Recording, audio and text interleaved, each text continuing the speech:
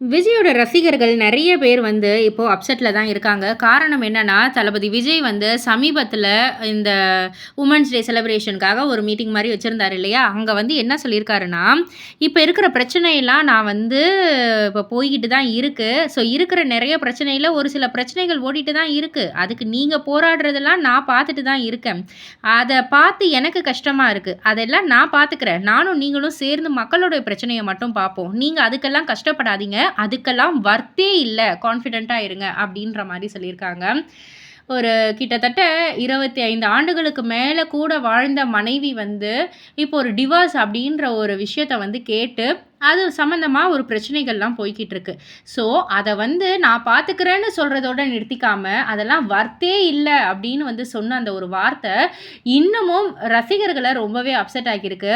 ஏன் மேலும் மேலும் நீங்க பேசுற வார்த்த தான் எங்கள கஷ்டப்படுத்துது அப்படின்ற மாதிரிலாம் வந்து நெறைய விமர்சனங்கள முன் வச்சுக்கிட்டு இருக்காங்க.